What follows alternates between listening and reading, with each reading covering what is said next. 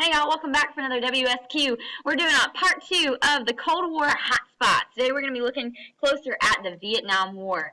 While you're watching the video, make sure that you're answering the guided questions that are provided to you on the WSQ sheet. You may need to pause or rewatch the video in order to answer the guided questions. When the paragraph video ends, make sure that you summarize the main points of the video in paragraph form. The specific vocabulary is given to you on the WSQ sheet. These are going to show up as bolded and underlined words during the video. Then finish up by asking one question, something you're still confused about, a general question, or a discussion question you can bring to the class.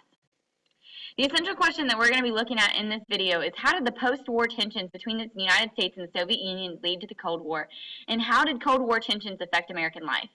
Smart historians will analyze the way that the United States responded to the threat posed by the Soviet Union and evaluate the ways that the Soviet Union threat changed American life. So one of the Cold War hotspots is Vietnam. In 1954, France had lost the bloody battle to keep control of their colony in Vietnam, and a lot of the rebels in Vietnam had also become communist. They agreed to divide Vietnam just like they did Korea into northern and southern parts. The division was meant to be temporary, however, until elections could happen in which the people could choose the government that they wanted. The United States didn't really want the communists to have any sort of power in Vietnam. And so they established the Southeast Asia Treaty Organization, or SEATO, the Asian opposite of NATO, with Great Britain, France, New Zealand, Pakistan, the Philippines, and Thailand. And they were hoping to establish an anti-communist government in South Vietnam. Before they had been controlled by the French, Vietnam had already been controlled by China, and so there wasn't really a time in Vietnam's memorable history in which Vietnam hadn't been colonized by somebody. Nguyen Phat Thanh hoped to gain independence for his nation at the conclusion of World War I, but France retained control of Vietnam. Nguyen Phat Thanh changed his name to Ho Chi Minh and went to Vietnam to fight for independence. During World War II, however, Japan started control of Vietnam, and Ho Chi Minh created an organization called the Viet Minh to challenge the Japanese. After World War II, however, France was able to reassert control, and the Viet Minh began to challenge the French rule instead of the Japanese. Truman had refused to support Ho Chi Minh because he was communist. It went against all of the United States ideologies. The United States had pledged to contain the spread of communism. In 1949, China also became communist and started to help the Viet Minh. In 1950, North Korea also had become communist and started to revolt and spread communists in Indonesia, Malaysia, and the Philippines as well. The United States had come up with this idea of this domino theory. They really felt that, like, if Vietnam fell to communism, then other nations would too. If one nation falls, like dominoes, they're all going to fall to communism. Before we know it, all of Asia is going to be filled with communists. Now, the United States, in order to back this up, began sending arms, munition, money, supplies, anything that they could do to help to support the democracy there. And the last major battle for the French before the Americans got involved was Dien Bien Phu. 40,000 Viet Minh surrounded about 15,000 French. The U.S. has said, we're not going to get involved yet. They were still really concerned about it. And the French ended up surrendering and agreed to leave. The Viet Minh, during this time when they were fighting the French, had become masters at what they call guerrilla warfare, this hit-and-run tactics where they would hide in the bushes and jump out and smack somebody. At the Geneva Conference, all the powers met in order to talk about what they were going to do, what was the peace that was going to happen. And so they signed the Geneva Accords that divided Vietnam at the 17th parallel. The North would be communist and the South would be nationalist and create a democracy. The U.S. pledged to support the South. China supported the North. In addition, also the Soviet Union. The North was controlled by the Ho Chi Minh and the Viet Minh. The Minh took land from the rich and gave it to the poor peasants, which made him really popular with the people. The leader of South Vietnam was Nguyen Dong Diem, and he was not popular with the people, was pretty corrupt and also brutal. He cracked down on the Buddhist majority and gave government jobs to his family and friends. He ended up canceling the election in 1956, fearing that he would be taken over. By the late 1950s, Diem's opponents were in open revolt, and North Vietnam was starting to send supplies to the rebels in the South called Viet Cong. By 1955, Eisenhower had to start sending supplies and also military advisors to try to keep the control of the democracy in South Vietnam. Kennedy also supported U.S. involvement and also increased the number of military advisors over time. They realized that people there in Vietnam were not responding well. Diem's arrest and killing of Buddhist protesters led them to set themselves on fire in protest. The U.S. public support turned, and the U.S. helped to overthrow and assassinate Diem in November of 1963. However, we weren't done. Johnson wanted an expanded role of the U.S. in Vietnam, hoping for some more imperialist power, but they needed congressional improvement to do this. And so in 1964, Johnson claimed that the North Vietnamese fired on a USS Maddox ship that was in the Gulf of Tonkin. However, he misrepresented the facts and took power from Congress. In the Gulf of Tonkin resolution, he got authorized to expand the war and establish that the president no longer needs any sort of approval from the Congress to have military action. The first action that they took was Operation Rolling Thunder, in which they were bombing North Vietnam. The main target that they had while they were there is the Ho Chi Minh Trail. It was the route that was carrying supplies from the Viet Minh to the Viet Cong in the south. Pilots also used Agent Orange and napalm that was used in order to make sure that the forest would be burned away. The Viet Cong and the Viet Minh were using guerrilla warfare and hiding in the jungle, and so through using Agent Orange and napalm, they were able to burn away the jungle and make the enemy more visible.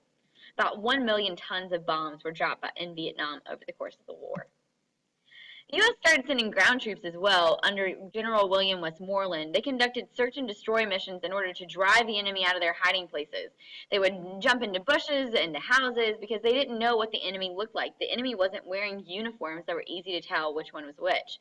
They also tried to gain civilian support by improving the infrastructure, but that ultimately failed. The troops were really frustrated with these guerrilla attacks because they didn't know the terrain, they didn't know what was going on, they didn't speak the language. They're in constant danger, killing large numbers of the enemy, and the fighting doesn't really decline. They just keep coming out of nowhere. And the troops started to question their morale and whether they could ever win. 2.5 million Americans served in Vietnam, and most of them were younger, and 80% had 8 high school diplomas or less. As the Vietnam War continued, we had to rely on the draft in order to get soldiers. Deferment, they could defer their draft while they were in college, and high numbers of poor African American soldiers were serving. In 1969, because they realized how unfair the system was, they went to a lottery system where no one could defer. Thousands avoided service by fleeing to Canada. In addition to this, about 10,000 women also served in roles similar to World War II. Vietnam was really the first war in which the TV crews were with soldiers. They were able to watch what was going on, watch the battles, watch the soldiers' reactions. The U.S. public started to get divided into 2 camps, the Hawks, who supported the continuation of the war, and the Doves, who wanted peace and wanted the war to end. They criticized the fact that the Vietnamese didn't want us there, that it drained resources from Johnson's Great Society program, and that the people who were fighting were mainly poor minorities. And that wasn't fair. And so as the people were watching this, a lot of big anti-war movement grew, mainly around college campuses. For an example, an organization called the Students for a Democratic Society started leading protests on different college campuses, including Kent State. Back in Vietnam, the Tet Offensive was taking place. It was a series of coordinated attacks against the Viet Cong, by the Viet Cong against the United States. The U.S. had seen a lot of increased traffic along the Ho Chi Minh Trail and was attempting to continue the efforts there. By January of 1968, the Viet Cong had sieged a U.S. base, and it took the U.S.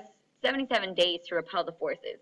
Essentially, the Viet Minh were not coming back from any of their fights, and the U.S. was starting to feel like everything that they did was being taken over.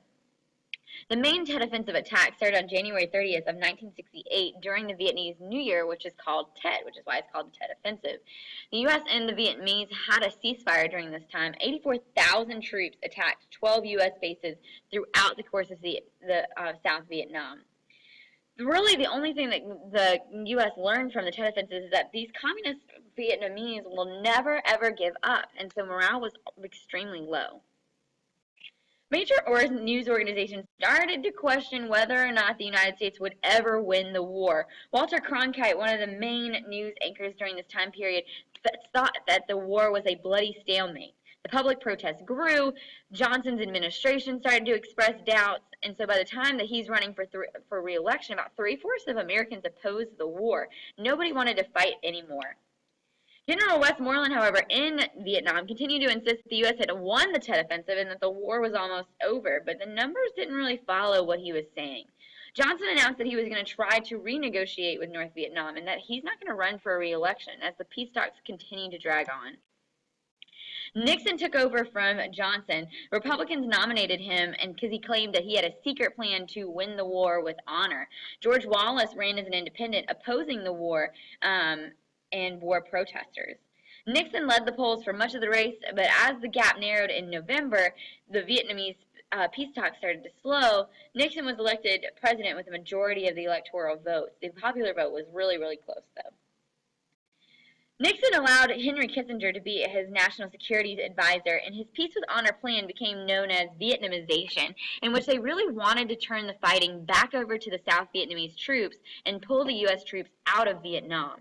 The war protesters didn't like this because they wanted out immediately, but Nixon tried to appeal to the middle class that supported Vietnamization but were not quite as vocal. However, he kind of hypocritical, and because while he was withdrawing troops, he expanded the war by bonding parts of Cambodia that would disrupt the Ho Chi Minh Trail. He called this a madman theory. He was trying to freak the Vietnamese out, making them think that we would do anything in order to stop the war.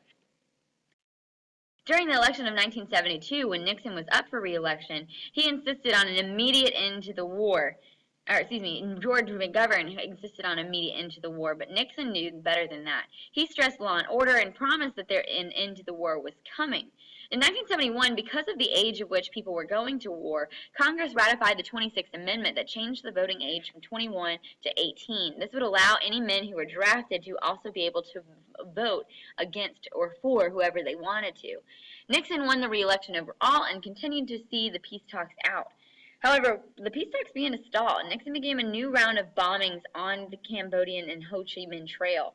The peace agreement was finally reached in January of 1973, in which the U.S. agreed to withdraw all troops and would help rebuild Vietnam and also release the prisoners of war. But it didn't address what would happen to South Vietnam. As you watch the video, make sure that you answer the guided questions that were provided. It's okay if you have to pause or rewatch the video in order to answer the guided questions. When the video ends, summarize the main points of the video in paragraph form. Make sure you use specific vocabulary that are bolded and underlined words during the video, and then finish by asking one question, something you're still confused about, a general question, or a discussion question for the class. Thanks for joining us for another WSQ, and we'll see you in class.